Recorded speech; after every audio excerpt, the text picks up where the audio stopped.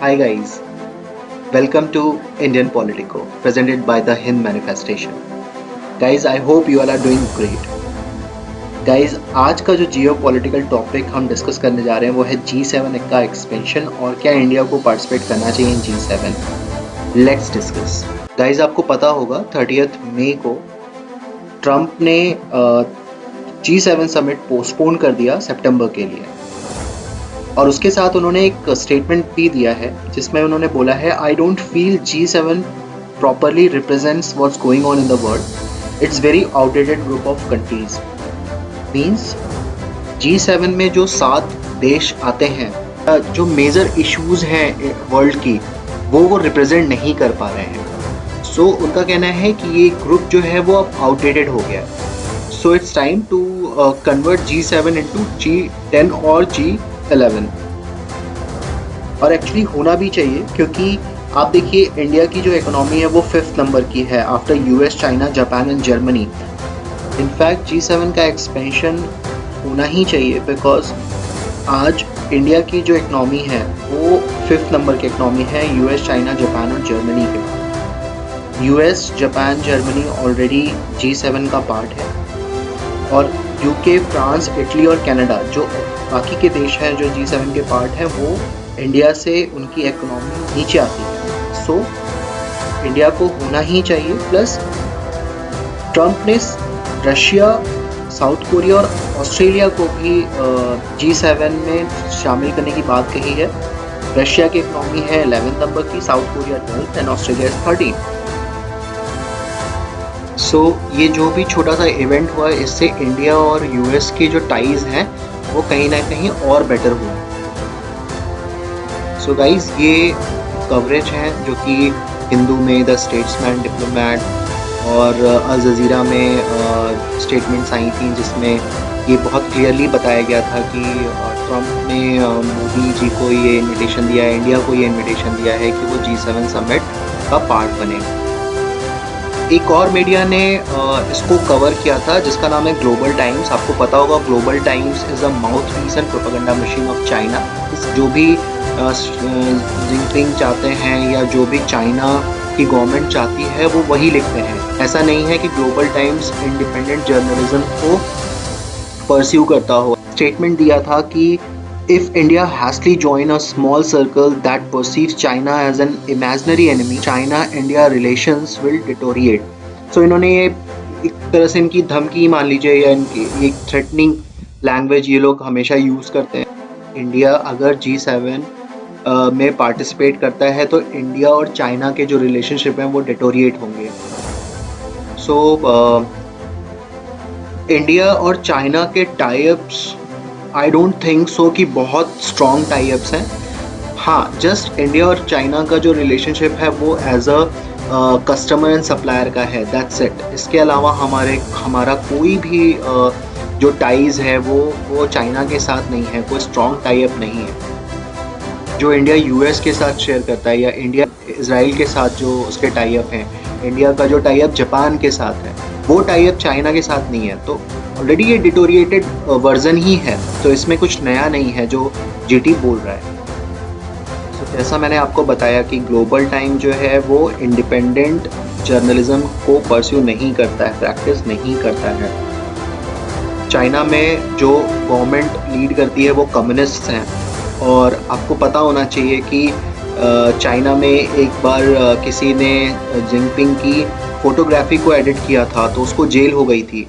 Then आपको पता है कि उनको विनी द पू से कंपेयर करना शुरू हो गया था, तो उस कार्टूनिस्ट को जेल हुई जिसने विनी द पू को कंपेयर किया था जिनपिंग से।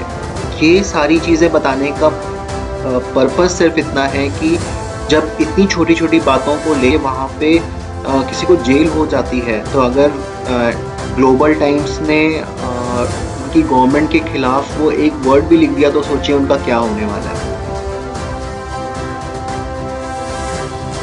अब इन्होंने ग्लोबल टाइम्स का एक स्टेटमेंट आया था कि India plays with fire spicing up G7 expansion. ये वो आर्टिकल है जिसका हम डिस्कशन कर रहे हैं, जिसमें उन्होंने एक स्टेटमेंट दिया था, India prime minister Narendra Modi responded positively to US President Donald Trump proposal of expanding G7 into G11 और G12। अभी तक हम G10 और G11 की बात कर रहे थे। G11 मैं आपको बताऊंगा बाद में कि कौन सा एक कंट्री है जिसको इंक्लूड करने के लिए बहुत सारे डिसएग्रीमेंट्स आ रहे हैं बाकी कंट्रीज से।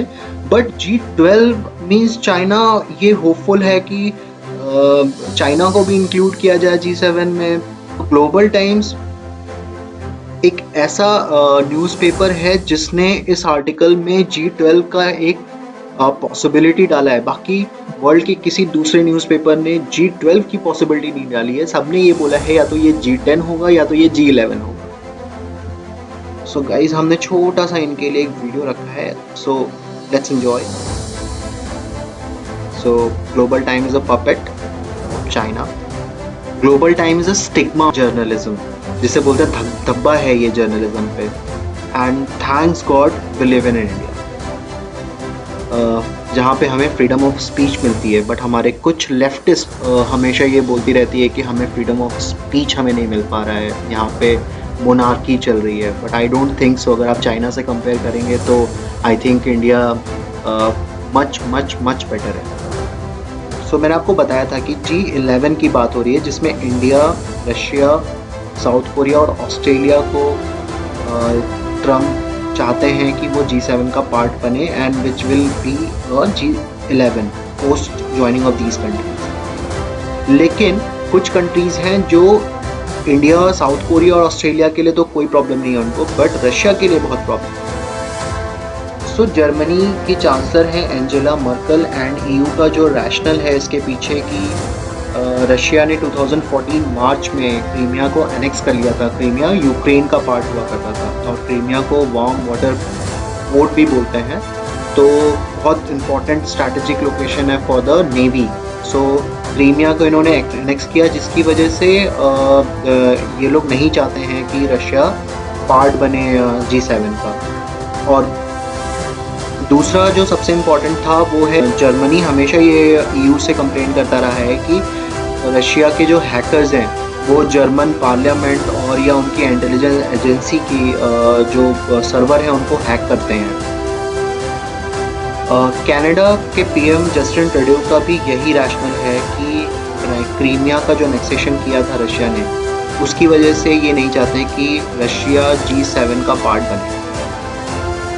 यूके के प्राइम मिनिस्टर बोरिस जॉनसन का जो रैशनल था वो बहुत सिंपल था, जिसमें उन्होंने बोला कि सर्गे स्क्रिपाल को जो पॉइजनिंग करी गई थी रशिया के द्वारा, उसकी वजह से वो रशिया को नहीं चाहते हैं कि वो G7 का पार्ट हो। सो एक्चुअली सर्गे स्क्रिपाल केस क्या था, वो एक डबल एजेंट थे जो कि यूके के इंटेलिजेंस एजेंसी में भी काम करते थे और रशिया के भी इंटेलिजेंस एजेंसी में काम करते थे। 2010 में ये चीज़ डिस्क्लोज हुई, फिर बाद में 2010 में वो ब्रिटेन आ गए। तब से रशिया बहुत बार ट्राई करा है सर्गे स्क्रिपाल को मारने के लिए। चलिए अब थोड़ी सी हिस्ट्री जानते हैं। सो G7 में बेसिकली जो 7 कंट्रीज आती हैं वो हैं Canada, United states, United kingdom, France, Germany, Italy और जापान। सो एशिया में बहुत सारी इकॉनमी हैं जो कि डेवलप हो रही हैं, जो कि एमर्ज कर रही हैं। सो इनके बगैर कोई भी ऑर्गेनाइजेशन अगर वर्ल्ड में बनता है तो वो उतना सक्सेसफुल नहीं होगा, क्योंकि अब इनके जो इनका से है वो बढ़ता जा रहा है। इनका जो स्ट्रेचर है वर्ल्ड पॉलिटिक्स में, वर्ल्ड इकॉनमी में, ये बढ़ता जा रहा है। सो बाय एंड लार्ज अगर इनकी डेफिनेशन देखा जाए तो group of 7 is an international intergovernmental economic organization of 7 industries countries and IMF advance economy in the world. अब आप सोच रहे होंगे कि इंडिया तो IMF एडवांस इकोनॉमी का पार्ट नहीं है, सो वो G7 का पार्ट कैसे बन सकता है? तो बिल्कुल बन सकता है। 1997 में रशिया भी IMF एडवांस इकोनॉमी का पार्ट नहीं था, लेकिन फिर भी उसको G7 में इंक्लूड किया गया और देन वो G8 बन गया। सो G7 1975 में बनाया गया था। उस टाइम पे ये G6 हुआ करता था। सो बेसिकली इनका जो, और उस टाइम पे वर्ल्ड इकोनॉमी बहुत ही ख़राब दौर से गुजर रही थी, जिसमें एक्सचेंज रेट इशू था 1971 का, देन निक्सन शॉक था, देन 1970 एनर्जी क्राइसिस थी एंड रिसेशन था उस टाइम पे। तो उस टाइम पे वर्ल्ड की जो बहुत बड़ी इकॉनमी कंट्रीज़ थी उन्होंने G6 बनाया था 1975 में, और वो सारी इकॉनमी जो थी वो नॉन कम्युनिस्ट पावर में थी। फिर बाद में कनाडा ने G7 को ज्वाइन किया इन 1976, देन G6 जो है वो G7 बन गया। बाद में रशिया ने भी 1997 में G7 को ज्वाइन किया था, एंड लेकिन 2014 में क्योंकि इन्होंने इलीगल वे में क्रीमिया को एनेक्स किया था, जिसकी वजह से 2014 में रशिया को इन सारी कंट्रीज़ ने बाहर कर दिया G7 से। सो बेसिकली ये जो G7 ग्रुप है ये 58% ऑफ ग्लोबल नेट वेल्थ है इनका, देन 46% ग्लोबल जीडीपी ये लोग रिप्रेजेंट करते हैं, देन 49% ग्लोबल एक्सपोर्ट यहाँ से, 51% इंडस्ट्रियल आउटपुट है इनका, 49% IMF का जो एसेट है वो ये रिप्रेजेंट करते हैं। अब आपको पता होगा कि इंडिया ऑलरेडी G20 का पार्ट है। G20 में G7 कंट्रीज़ तो आती ही आती हैं, साथ में कुछ बड़ी कंट्रीज जैसे China, Russia, Australia, south Korea, इस तरह की कंट्रीज़ भी हैं उसमें। बट G20 का जो फॉर्मेशन हुआ था 1999 में, वो हुआ था बेसिकली ग्लोबल इकोनॉमिक इश्यूज़ को डिस्कस करने के लिए। G7 का भी गठन इकोनॉमिक कंसर्न को ही डिस्कस करने के लिए बनाया गया था, लेकिन बाद में धीरे धीरे इनका जो एजेंडा था वो इकोनॉमिक कंसर्न के साथ साथ geopolitical issue, world politics, world problems, health issues, then अपना ग्लोबल वार्मिंग, इन सब के लिए भी ये लोग डिस्कस करना शुरू कर दिया था इन्होंने। सो डेफिनेटली G20 जहाँ इंडिया को अपने इकोनॉमिक कंसर्न्स डिस्कस करने का मौका देती हैं, बट G7 में अगर इंडिया पार्टिसिपेट करता है तो शायद उसको एक अलग स्ट्रक्चर मिलेगा। अब अगर हम G7 की बात कर रहे हैं तो ये इस आइकॉनिक पिक्चर को आपको ज़रूर देखना चाहिए।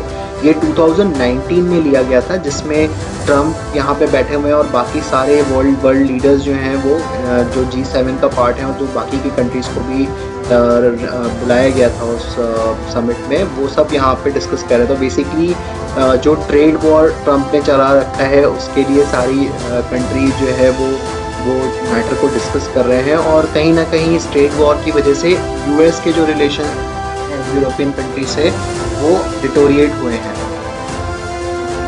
सो बहुत सारे लोग ये कहते हैं कि क्या इंडिया को G7 में पार्टिसिपेट करना चाहिए, क्योंकि G7 का जो सिग्निफिकेंस है वो डे बाय डे बहुत डिटोरिएट हो रहा है। तो अगर इंडिया G7 का पार्टिसिपेट करता है तो क्या इंडिया को बेनिफिट मिलेंगे या क्या लॉस होंगे। बट बेनिफिट और लॉस को समझने से पहले आपको ये समझना पड़ेगा कि जो G7 को एक्सपेंड करने की बात चल रही है वो चाइना को काउंटर करने के लिए बात चल रही है, और तो चाइना को कंटेन करने के लिए इंडिया, ऑस्ट्रेलिया, साउथ कोरिया और जापान को अपलिफ्ट करना पड़ेगा। सो बेसिकली इंडिया का जो सॉफ्ट पावर है G7 को ज्वाइन करने के बाद वो डेफिनेटली इम्प्रूव होगा।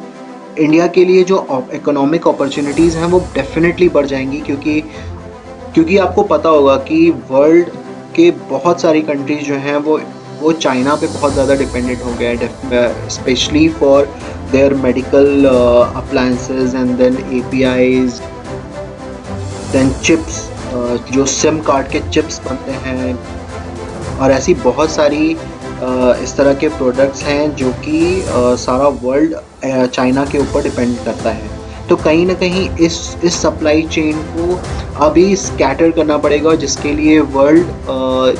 लिए जो वर्ल्ड की बड़ी इकॉनमी है वो ये सोच रही हैं कि अभी इस चीज़ को इस सप्लाई चेन को तोड़कर अब जापान, ऑस्ट्रेलिया, वियतनाम, इंडिया यहाँ सब पे शिफ्ट किया जाए। तो डेफिनेटली अगर G7 का पार्ट होता है इंडिया तो उसको इकोनॉमिक अपॉर्चुनिटीज़ बहुत ज़्यादा मिल पाएंगी। तो आपको पता होगा कि इंडिया के पास बहुत कम चांसेस मिलते हैं US के प्रेसिडेंट या EU की कंट्री से इंटरेक्शन करने के लिए। बहुत कम समिट्स होती हैं जिसमें इंडिया और US पार्टिसिपेट कर पाए साथ में। तो ये जो प्लेटफॉर्म है ये इंडिया और US के रिलेशनशिप को और क्लोज लेके आएगी। एक बार जब इंडिया इस ग्रुप का पार्ट हो जाएगा तो इंडिया अपने जो बॉर्डर इश्यूज हैं चाइना और पाकिस्तान के साथ उसको भी वर्ल्ड फोरम में वो डिस्कस कर सकता है और इसके लिए एक मेजर कुछ सॉल्यूशंस निकल सकते हैं। और आपको जैसे पता होगा कि G7 में बाकी की जैसे इम्पोर्टेंट ऑर्गेनाइजेशन है, IMF हो गई, वर्ल्ड बैंक हो गया, UN हो गया, वर्ल्ड ट्रेड ऑर्गेनाइजेशन हो गया, इंटरनेशनल एनर्जी एजेंसी हो गई, ये सब भी आते हैं इसमें पार्टिसिपेट करते हैं। तो कहीं ना कहीं इंडिया इन सारे ऑर्गेनाइजेशन को प्रॉपरली समझ पाएगा और अच्छे से, और इनसे अपने कंसर्न्स को डिस्कस करके कुछ मेजर सॉल्यूशंस पे बात कर सकता है, कुछ इनिशिएटिव्स पे बात कर सकता है। सो कहीं ना कहीं जिस तरह US और बाकी की जो इम्पोर्टेंट इकॉनमी हैं वो इंडिया की तरफ देख रही हैं जब से ये चाइना का और US का कोल्ड वॉर शुरू हुआ है।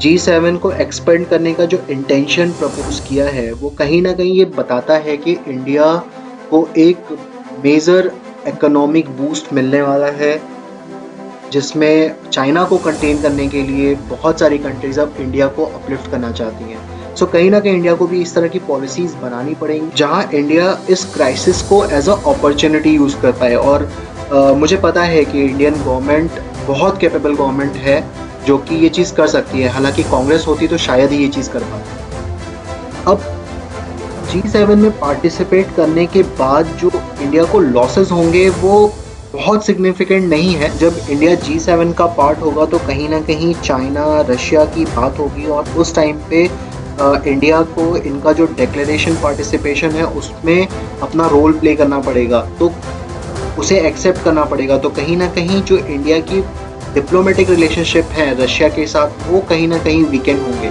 सो सेकेंड लॉस जो होगा वो ये होगा कि इंडिया की जो इकॉनमी है वो आज की डेट में डेवलपिंग है, तो उसको G7 को ज्वाइन करने के बाद एक डेवलप्ड इकॉनमी मान लिया जाएगा। और इसकी वजह से जो GSP के बेनिफिट्स हैं, जनरलाइज सिस्टम ऑफ प्रेफरेंस के जो बेनिफिट्स हैं, जिसमें इंडिया को अगर कुछ भी एक्सपोर्ट करना है इन कंट्रीज़ में तो उनको कम टैरिफ पे करना पड़ता है, कम ड्यूटीज़ पे करनी पड़ती है, तो कहीं ना कहीं उसका बेनिफिट इंडिया को कम मिलेगा। So now closing comment, definitely the Hind manifestation का अपना वे पॉइंट है कि इंडिया को G7 पार्टिसिपेट करना चाहिए और कहीं ना कहीं जो लॉसेस हैं रशिया के साथ, जो हमारे डिप्लोमेटिक टाइज हमारे जो अगर कहीं डिटोरिएट होते हैं तो उसको हमें अदर वे राउंड जाके हमें कहीं ना कहीं उसको मैनेज करना चाहिए। So guys, this is third vlog of Indian Politico presented by the Hind Manifestation. If you like this video, please subscribe this channel and hit the bell icon to get the notification of my new videos. Thank you so much. Jai Hind.